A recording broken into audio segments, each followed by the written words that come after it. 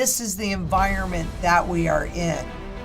What do you feel is going to happen? Literally 24 hours and that market, boom, it was frozen shut. And it didn't matter if you had anything upcoming, it was frozen shut. So much of this is hidden away that we can't tell. As Lynette Zhang explores the intricate terrain of securitized products, let's welcome her back. This video reveals the clever alchemy of Wall Street's transformation of retail-sized loans and credit card lines into alluring investment opportunities. Explore how seemingly ordinary credit instruments evolved into compelling investment opportunities by uncovering the hidden dynamics orchestrating this financial metamorphosis. Avoid skipping and going anywhere. Let's listen to her again. And I'm going to show you what's happening beneath the surface of securitized, we've talked about this many times, products, which really is all about Wall Street. Individual retail-sized loans and lines of credit via credit cards, car loans are not always attractive to institutional investors. Who are institutional investors? Those investors that invest your money.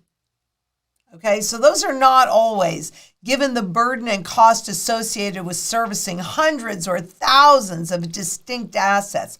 When packaged as collateral for bonds supported by their cash flows, however, their attractiveness as institutional investments changes dramatically. Isn't that what happened to those subprime loans in 2008 when that loan market went bad? And how quickly did that happen? Do you remember? Literally 24 hours and that market, boom, it was frozen shut. And it didn't matter if you had anything upcoming, it was frozen shut. So much of this is hidden away that we can't tell.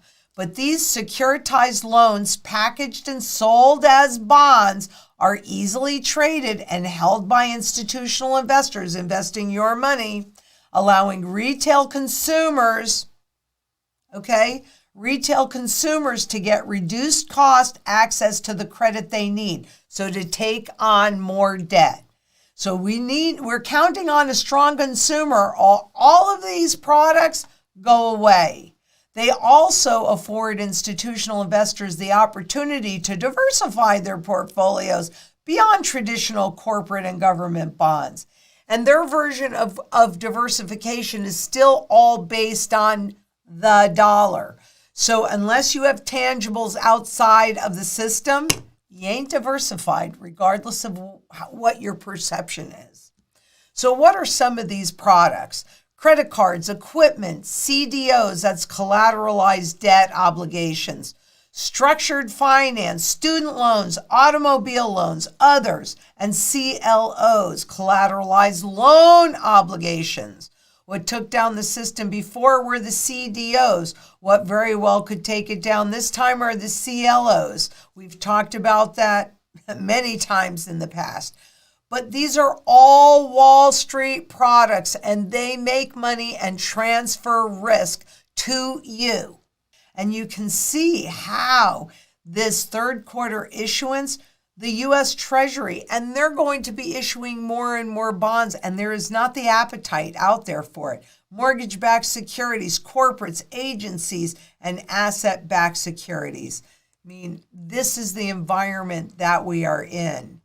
What do you feel is going to happen when the consumer can't pay? We're going to take a look at two in particular today, and some others. Well, actually look at I think all but the credit card is what I put up here.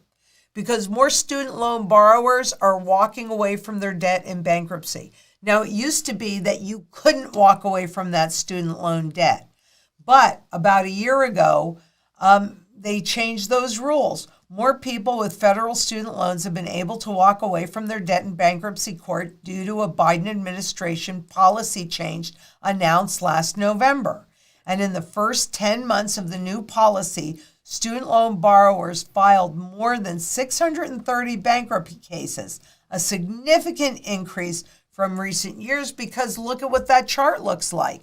Okay, that's almost, I mean, you go a little sideways, but that is really a straight line up until when? Oh, until the last 10 months. That policy change was announced in November, went into effect in January. And look at this.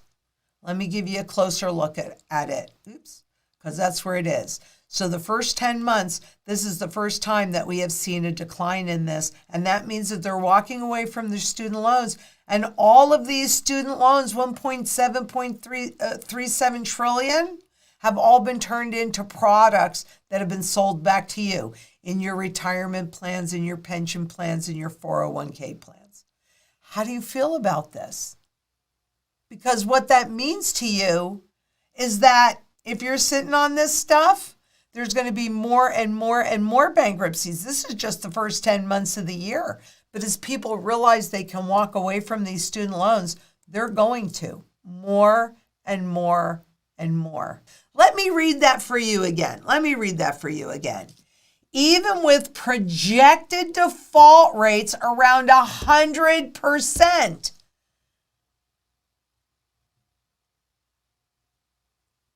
investors in the top three tranches, these three tranches, exceed no expected losses. That's insanity. And who's buying this stuff? Institutional investors. And they put it in your retirement plans. And they put it in ETFs. And they put it in mutual funds. And you think you're having something that's AAA rated?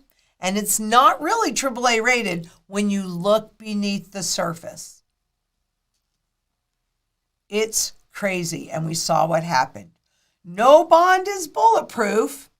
The subprime auto market is showing cracks as interest rates rise and the economy potentially heads into a downturn. Potentially, you think? Two securitization packages by lenders other than Santander are careening toward at least a partial default after the collapse of two large used car dealers earlier this year. It's gonna happen. It's gonna happen. It's gonna happen. You want to make sure that you don't own any of this stuff, but you really want to get to safety with this stuff. Because if you do, and let's say you have it in an instrument like a pension plan or something that you have no choice about, well, this can make up for your loss. Because right now, these asset-backed securities are at nosebleed levels, and gold is down way undervalued. That's going to flip-flop. So what happens when everything goes south? It's going to impact everybody. See what I'm saying? It's going to impact everybody. And this is why it's so critically important to be as independent and self-sufficient outside of this system as possible.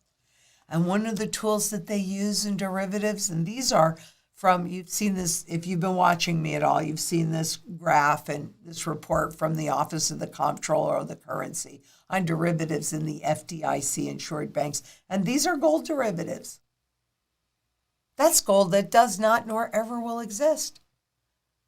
And guess what? It's very cheap to issue them. And that does indeed suppress the visible price of gold. But what we see happening in the physical-only market with both gold and silver is that the premiums grow because demand exceeds supply.